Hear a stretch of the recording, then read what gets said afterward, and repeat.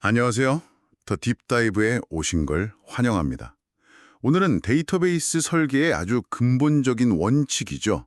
정규화에 대해 제대로 한번 파헤쳐 보려고 합니다. 보내주신 자료들이 정말 잘 정리된 무슨 강의 노트 같아서 저희도 덩달아 막 하구열이 불타오르는데요. 이번 탐구의 목표는 이겁니다. 단순히 정규화는 좋은 것, 이런 교과서적인 얘기를 넘어서요. 이 원칙이 왜 탄생했는지, 그리고 왜 때로는 그토록 공들여 세운 원칙을 일부러 무너뜨려야 하는지, 그 현실적인 딜레마까지 함께 탐구해 보겠습니다. 네, 반갑습니다.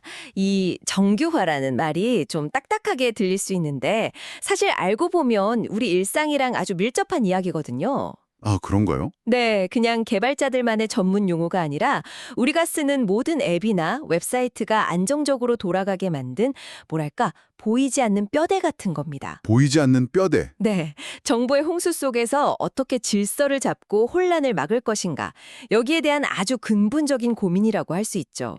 오늘 그 얘기를 한번 제대로 해보시죠. 좋습니다. 그럼 가장 현실적인 상황에서부터 시작해 볼까요? 제가 만약 작은 온라인 쇼핑몰을 처음 만든다고 상상해 볼게요. 네네. 제 첫 번째 생각은 아마 모든 정보를 그냥 하나의 큰 엑셀 시트 같은 데다 다 넣는 걸 거예요. 고객 이름, 주소, 연락처, 주문한 상품, 가격, 주문 날짜. 아, 한눈에 다 보이게. 네, 관리하기 편할 것 같거든요. 이게 뭐가 문제죠? 아, 바로 그 거대한 하나의 표가 모든 문제의 시작입니다. 시작이라고요? 네, 처음에는 정말 편해 보이죠? 근데 그건 데이터가 뭐 몇십 줄 안 될 때 얘기고요. 사용자가 조금만 늘어나도 그 표는 순식간에 논리적인 지뢰밭으로 변합니다. 지뢰봤죠. 이걸 비유하자면 마을 전체의 주소록을 모든 집집마다 수기로 한 부씩 복사해서 갖고 있는 거랑 같아요. 처음엔 다들 편하겠죠. 주소록이 있으니. 하지만 누군가 이사를 가는 순간 재앙이 시작됩니다. 이사를 가는 순간이요?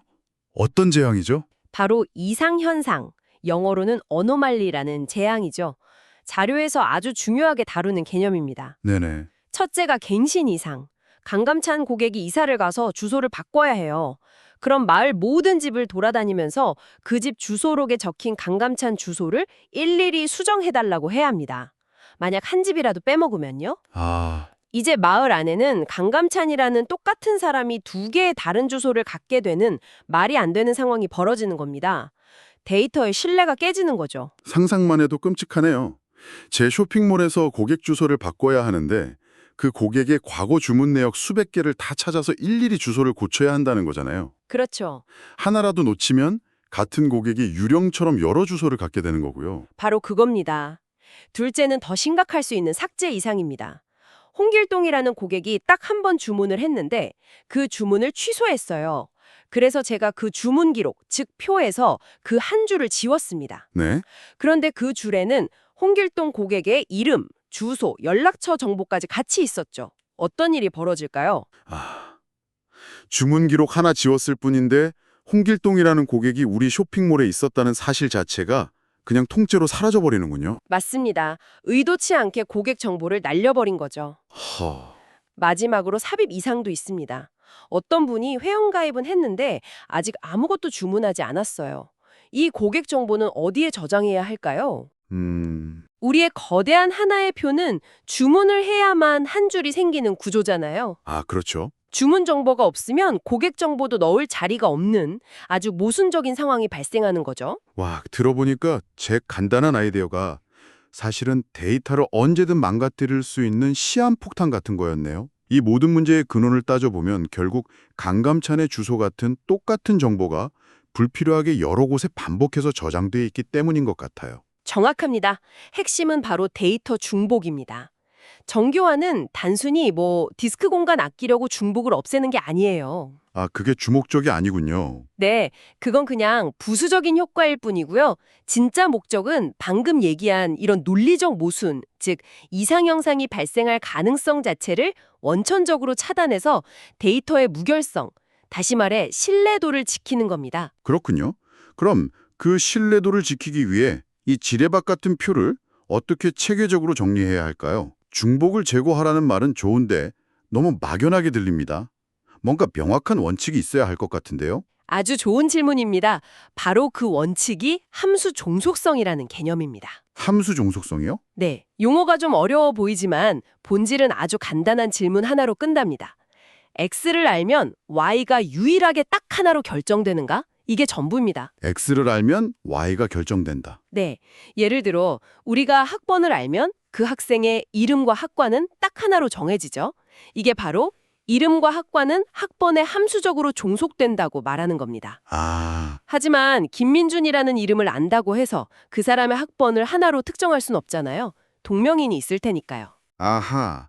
그러니까 이 X가 Y를 결정한다는 관계가 데이터를 어떻게 묻고 나눌지를 결정하는 나침반 같은 거군요.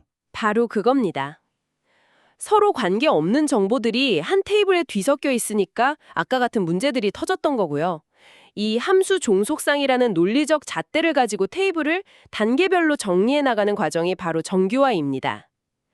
자료에서도 제1, 제2, 제3 정규화가 실무에서 가장 중요하다고 강조하고 있죠. 네, 그 단계들이 궁금한데요. 한번 짚어주시죠. 첫 번째, 제1 정규화는 아주 상식적인 수준입니다. 한 칸에는 하나의 값만 넣자. 이게 끝입니다. 한 칸에 하나. 네, 예를 들어 수강 과목이라는 칸에 데이터베이스, 운영체제, 네트워크 이렇게 쉼표로 여러 개를 구겨 넣지 말라는 겁니다. 이걸 각각 별개의 행으로 분리해서 모든 값이 더는 쪼갤 수 없는 원작 값이 되게 만드는 게 첫걸음입니다. 일단 뭉쳐있는 덩어리들을 다 풀어 헤치는 거군요. 알겠습니다. 다음 제2정교화는 조금 더 복잡해 보이던데요. 제2 정교화는 완전 함수 종속을 만드는 과정입니다. 말이 좀 어려운데 이런 상황을 생각해 보세요. 어떤 테이블의 기본 키가 하나가 아니라 주문 번호, 상품 코드 이렇게 두 개를 합쳐야만 유일성이 보장되는 복합키라고 해보죠. 네네. 이 테이블에 고객명과 상품 단가라는 정보가 같이 있어요. 여기서 고객명은 사실 주문 번호만 알면 결정되는 정보죠. 아, 그렇죠. 상품 코드는 필요 없죠. 네. 반대로 상품 단가는 상품 코드만 알면 되는 정보고요. 아, 그러니까 테이블의 어떤 정보들이 기본 키 전체가 아니라 그중 일부에만 채싹 달라붙어 있는 상황이네요. 맞습니다. 이걸 부분 함수 종속이라고 부르고 제2 정규화는 이 문제를 해결하는 겁니다. 고객명처럼 주문 번호에만 종속되는 정보들은 주문 테이블로, 상품 단가처럼 상품 코드에만 종속되는 정보들은 상품 테이블로 분리해서 모든 속성이 기본 키 전체에 온전히 의존하도록 만드는 거죠. 오케이, 마지막으로 제3정교화는 뭔가요? 제3정교화는 이행적 함수 종속을 제거하는 겁니다. 이건 기본 키가 아닌 일반 속성들끼리 북치고 장구치는 상황을 막는 거예요. 속성들끼리요? 네, 예를 들어 사원 테이블에 사원 번호, 부서 코드, 부서명이 있다고 해보죠. 부서명은 부서 코드를 알면 결정되죠. 네. 그리고 그 부서 코드는 사원 번호를 알면 결정됩니다. 즉 부서명이 기본 키인 사원 번호에 직접 연결된 게 아니라 부서 코드라는 징검다리를 거쳐서 한 다리 건너 연결된 셈이죠. 이걸 해결하기 위해 부서 테이블을 따로 만들어 분리하는 겁니다. 아, 모든 속성이 오직 기본 키에만 직접 종속되도록. 바로 그겁니다. 잠깐만요. 제가 이해했는지 한번 확인해 볼게요. 1단계는 한 칸에 뭉쳐있는 값들을 쪼개고 2단계는 정보가 기본 키의 일부가 아닌 전체에 의존하게 만들고 3단계는 정보가 기본 키가 아닌 다른 녀석을 거치지 않고 오직 기본 키에만 직접 의존하게 만든다. 이렇게 정리하면 맞을까요? 와, 아주 훌륭한 요약입니다. 그 세 단계만 제대로 거쳐도 우리가 처음에 얘기했던 대부분의 이상현상을 예방할 수 있습니다. 데이터가 아주 논리적이고 안정적인 구조를 갖게 되는 거죠. 그런데요. 이쯤에서 궁금한 게 생깁니다. 이 1, 2, 3단계라는 게 되게 학문적으로 느껴지거든요. 현실에서 마감에 쫓기는 개발자들이 정말로 자, 지금부터 제3정규형을 준수했는지 확인해 봅시다. 이렇게 절차적으로 일하나요? 아니면 그냥 감으로 딱딱 구조를 짜는 건가요? 정말 좋은 질문입니다. 사실 둘 다 맞습니다. 아, 둘 다요? 네, 스타트업에서 빠르게 프로토타입을 만들 때는 이런 정규형을 칼같이 따지기보다 경험에 의존해서 이건 여기 있으면 안 될 것 같은데? 하는 감으로 구조를 잡는 경우가 많죠. 역시 감이 중요하군요. 근데 그 감이라는 게 사실 수많은 경험을 통해 체화된 정교화 원칙이거든요. 하지만 금융 시스템이나 대규모 시스템처럼 데이터 정합성이 정말 중요한 곳에서는 데이터 아키텍트들이 설계 단계에서 아주 엄격하게 정규형을 따져서 모델링합니다. 여기서 대충 넘어간 건 결국 나중에 엄청난 기술 부채가 돼서 돌아오거든요. 기술 부채요? 네, 제가 예전에 겪었던 일인데 사용자 이름을 정교화하지 않고 여기저기 복사해뒀다가 한 유저가 이름을 바꿨을 때 일부 시스템에만 반영이 돼서 며칠 동안 데이터가 엉망이 됐던 끔찍한 경험이 있습니다. 그거 바로잡느라 정말 고생했죠. 와, 경험에서 나온 얘기라 그런지 확 와닿네요. 알겠습니다. 그럼 이제 우리는 아주 논리적이고 깔끔하게 정리된 데이터 설계의 모범 답안을 손에 준 셈이네요. 그렇죠. 모든 정보가 제자리를 찾았고 데이터의 신뢰도도 확보됐습니다. 이론적으로는 여기서 끝내면 됩니다. 그런데 그 말투는 뭔가 하지만이 숨어 있는 것 같은데요? 네, 아주 큰 하지만이 있습니다. 그렇게 완벽한 구조를 만들어서 프론트엔드 팀에 넘겨줬다고 해보죠. 근데 며칠 뒤에 이런 피드백이 옵니다. 설계는 좋은데요. 사용자가 자기 주문 내역 한번 보려고 하는데 페이지 로딩되는데 5초나 걸려요. 이러면 사용자가 다 떠나갑니다. 헉? 아니 왜죠? 구조는 완벽해졌는데 왜 속도가 느려지는 거죠? 바로 우리가 열심히 했던 테이블 쪼개기 때문입니다. 쪼긴 것 때문에요. 네. 정교화를 하면 테이블이 아주 잘게 나눠지잖아요. 사용자가 내 주문 내역이라는 하나의 화면을 보기 위해서는 시스템 뒷단에서는 주문 테이블, 고객 테이블, 상품 테이블, 배송 테이블 등등 쪼개놓은 여러 테이블을 다시 합치는 조인이라는 작업을 해야 합니다. 이 조인이 많아질수록 시스템은 점점 느려지는 거죠. 아, 완벽한 논리적 순수함이 아주 못생긴 현실의 벽, 즉 속도라는 벽에 부딪히는 순간입니다. 와, 이건 정말 역설적이네요. 데이터의 일관성을 지키려고 정리를 했더니 정작 그 데이터를 보여주는 속도가 느려져서 사용자가 불편해지는 상황이라니 여기서 바로 반정교화라는 개념이 등장하는 거군요. 맞습니다. 우리가 애써 세운 규칙을 의도적으로 다시 깨는 작업 말이죠. 네. 하지만 이건 그냥 막무가내로 옛날의 거대한 하나의 표로 돌아가는 게 아닙니다. 아주 신중하고 전략적인 규칙 위반이죠. 반정교화를 결정하기 전에 이 시스템이 읽기 중심인지 쓰기 중심인지 파악하는 게 아주 중요합니다. 읽기 중심, 쓰기 중심이요? 그게 어떤 차이죠? 군요. 반면에 은행의 계좌이체 시스템은 어떤가요? 돈이 오고 가는 기록을 정확하게 쓰는 게 무엇보다 중요하죠. 이건 쓰기 중심 시스템입니다. 이런 곳에서는 데이터 무결성이 생명이기 때문에 웬만해서는 정교화 원칙을 깨지 않습니다. 그렇군요. 그럼 우리 쇼핑몰처럼 읽기 작업이 아주 많은 곳에서 성능 개선을 위해 반정교화를 하기로 결정했다면 구체적으로 어떤 일들을 할 수 있나요? 가장 흔하고 직관적인 방법이 자료에 나온 중복 칼럼 추가입니다. 중복 칼럼 추가. 아까 주문 내역 볼 때마다 고객 테이블을 조인해서 고객 이름을 가져오는 게 느리다고 했잖아요. 그냥 주문 테이블에 고객명을 하나 복사해서 넣어두는 겁니다. 조인이 한 번 줄어드니 당연히 조회 속도는 빨라지죠. 하지만 그렇게 하면 처음에 걱정했던 갱신 이상 문제가 다시 생기는 거 아닌가요? 고객이 이름을 바꾸면 주문 테이블에 있는 복사본들은 그대로 옛날 이름으로 남아있을 텐데요. 바로 그게 핵심입니다. 반정교화를 하는 순간 우리는 새로운 책임을 떠안게 됩니다. 고객 테이블의 이름이 바뀌면 관련된 모든 주문 테이블에 복사된 고객명도 반드시 함께 업데이트해주는 추가적인 로직을 애플리케이션 코드나 데이터베이스 트리거로 구현해야만 하는 거죠. 아, 이게 바로 반정교화의 숨겨진 비용입니다.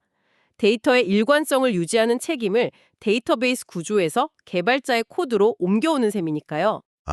성능은 얻는 대신 데이터 관리에 대한 책임과 복잡성이 늘어나는 거군요. 완전한 공짜는 없네요.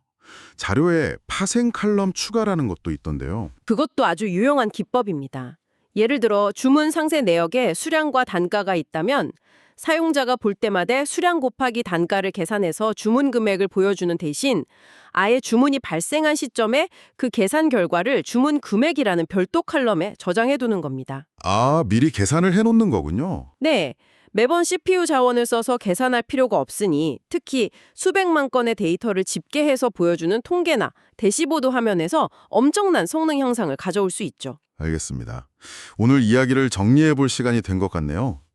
데이터 설계의 여정은 먼저 정규화라는 엄격한 원칙을 나침반 삼아 데이터의 중복과 논리적 모순을 제거하고 깨끗하고 신뢰할 수 있는 구조를 만드는 것에서 시작하는군요. 네, 그게 기본이고 가장 중요한 첫걸음입니다. 하지만 그렇게 만든 완벽한 구조가 성능이라는 현실의 벽에 부딪혔을 때 우리는 그 위험과 비용을 신중하게 계산한 뒤에 반정규화라는 전략적인 카드를 꺼내들어 원칙을 유연하게 적용하기도 하는 거고요. 맞습니다.